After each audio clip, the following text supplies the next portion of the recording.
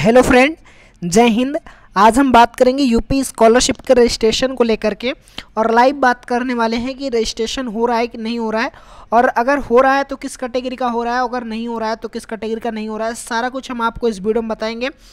Journal, SC, ST, OBC सभी category का registration करके आप सभी को दिखाएंगे। चलिए वीडियो को स्टार्ट करते हैं।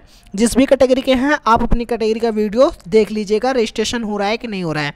आपको सबसे पहले यूपी स्कॉलरशिप की ऑफिशियल वेबसाइट पे आ जाना है और उस पर इस तरह से क्लिक करेंगे जब आप ऑफिशियल वेबसाइट पे, तो आपके पास इस तरह से पेज ओपन हो जाएगा, जहाँ पे आप देख पा रहे होंगे कि एक ऑप्शन आता है स्टूडेंट का। स्टूडेंट वाले ऑप्शन पे जब आप क्लिक करके थोड़ा टाइम प्रेस करके रखते हैं तो आपके पास इस तरह से इंटरफेस ओपन होता है।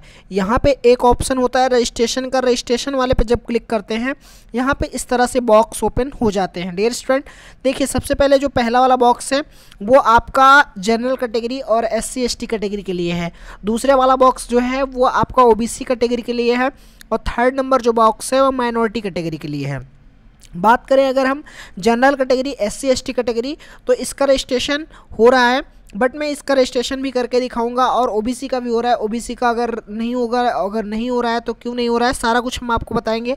बट आपको मैं इसके अंदर में जो ये 4 तरह के आपको कॉलम दिख रहे हैं ये किसके हैं, प्री मैट्रिक क्या होता है, पोस्ट मैट्रिक क्या होता है, post matric other than intermediate क्या होता है, इन सभी के बारे में आप सभी को इन्फॉर्मेशन दे दूँ। देखिए प्री मैट्रिक होता है कि अगर आप 9th या 10th में हैं तो प्री मैट्रिक फिल करेंगे, प्री मैट्रिक फ्रेश वाले पे क्लिक करेंगे। अगर आप 11th या 12th में हैं तो पोस्ट मैट्रिक इंटरमीडिएट वाले पे क्लिक करेंगे।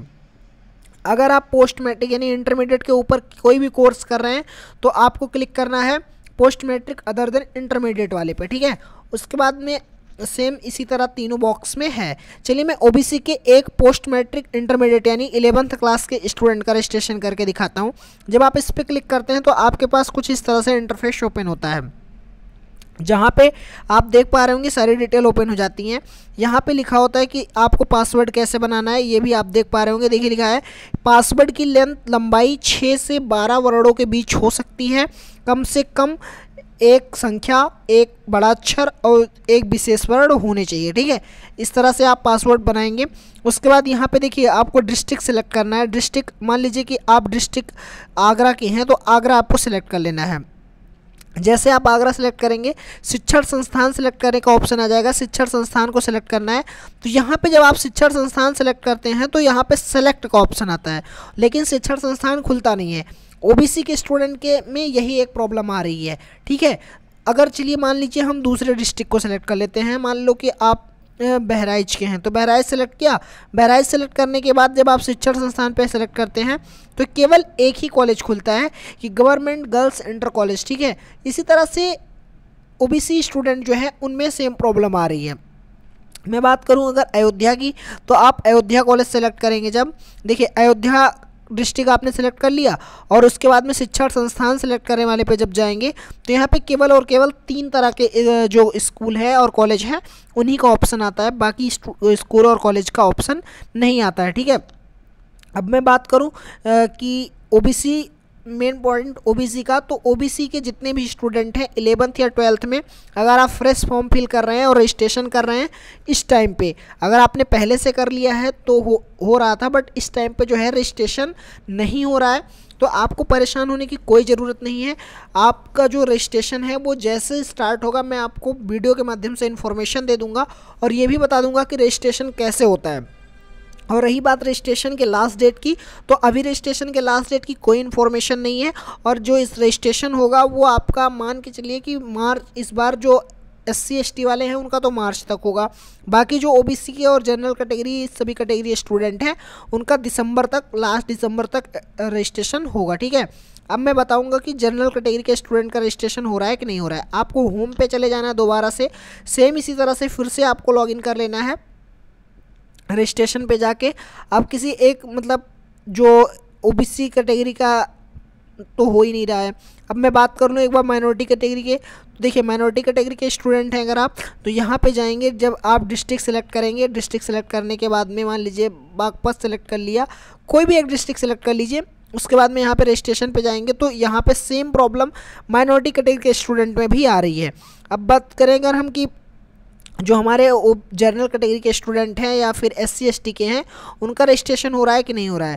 तो देखिए रजिस्ट्रेशन पे गए, उसके बाद में यहाँ पे तीसरी बार में मैंने पोस्ट मैट्रिक इंटरमीडिएट वाले पे क्लिक किया और रजिस्ट्रेशन करना शुरू कर दिया।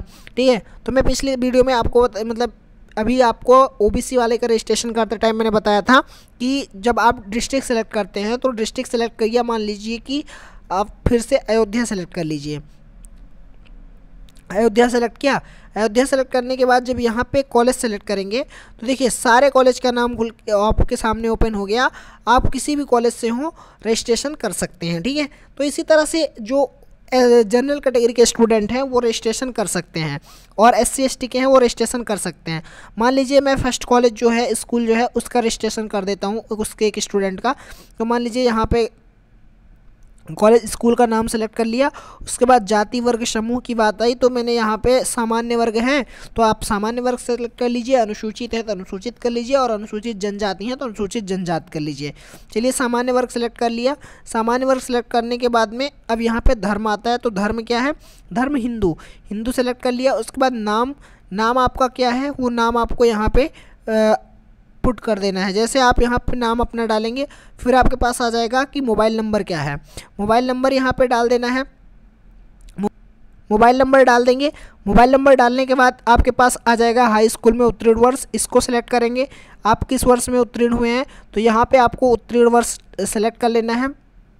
मान लीजिए 11th का मैं फिल कर रहा हूँ तो यहाँ पे उत्तीर्ण वर्ष वो 2024 में उत्तीर्ण हुआ है। उसके 2024 में अगर मतलब वो 2024 का फॉर्म फिल कर रहा है तो उसको 2024 में उत्तीर्ण हुआ है यहाँ पे। उसके बाद में हाई स्कूल के बोर्ड का नाम क्या है, UP बोर्ड। रोल नंबर आपको डालना है। यहाँ पे देखिए 2 बॉक्स है, एक बॉक्स ये है जिस पे मैंने क्लिक किया है और दूसरा बॉक्स ये है। तो पहले बॉक्स पे ना क्लिक करके आपको दूसरे बॉक्स पे क्लिक करके अपना रोल नंबर डाल देना है। जैसे रोल नंबर डालेंगे यहाँ पे पासवर्ड बनाने का ऑप्शन आ जाएगा।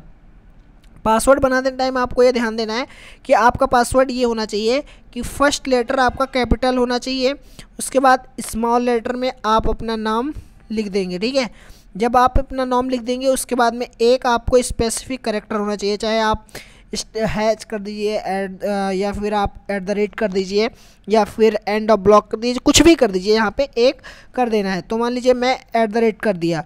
उसके बाद में आपको यहाँ पे अपनी डेट ऑफ बर्थ डाल देनी है। मान लीजिए डेट ऑफ बर्थ 2002 है, 2002 डाल दिया। सेम पासवर्ड आपको फिर से डालना है। फिर से पासवर्ड डालने के बाद में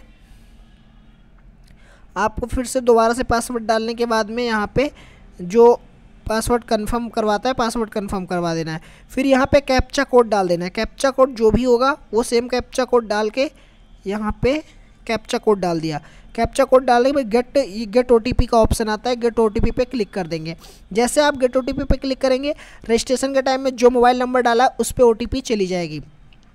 ठीक है, तो यहाँ पे जो भी OTP आएगी वो OTP आपको फिल कर देनी है, वेट करना है OTP आने की। देखिए OTP आ चुकी है तो आपको OTP यहाँ पे डाल देनी है 6878। एक मिनट डियर स्टूडेंट, यहाँ पे आपको OTP डाल देनी है। OTP जैसे आप फिल करेंगे उसके बाद नेक्स्ट आपका फिर से कैप्चा डालने का ऑप्शन आएगा। कैप्चा फिर से आपको फिल कर देना है। कैप्चा फिल करने के बाद में submit OTP and proceed registration, submit OTP proceed registration पे जैसे ही क्लिक करेंगे देखिए रजिस्ट्रेशन हो गया। मैं जो रजिस्ट्रेशन आप सभी को करके बताया था वो सेम और सेम इसी तरह से बताया था रजिस्ट्रेशन करना, कि आपका रजिस्ट्रेशन सेम इसी तरह से होगा। यहाँ से आपको अपना रजिस्ट्रेशन नंबर कॉपी कर लेना है और अपना पासवर्ड सेव कर लेना है। पासवर्ड सेव करने के बाद में आपको अपना रजिस्ट्रेशन नंबर और पासवर्ड सेव करके रख के दोबारा से लॉगिन करके फ्रेश फॉर्म फिल कर देना है। तो बात केवल OBC और माइनॉरिटी कैटेगरी के स्टूडेंट का रजिस्ट्रेशन नहीं हो रहा है, बाकी general category SC ST category के स्टूडेंट का रजिस्ट्रेशन हो रहा है। तो general category SC ST category के जितने भी स्टूडेंट हैं वो सभी अपना रजिस्ट्रेशन कर ले। ओके स्टूडेंट, मैं आशा करता हूँ कि ये वीडियो आपके लिए हेल्पफुल रही होगी। अगर हेल्पफुल रही है तो वीडियो को लाइक करें। Thank you for watching this video में बने रहने के लिए धन्यवाद।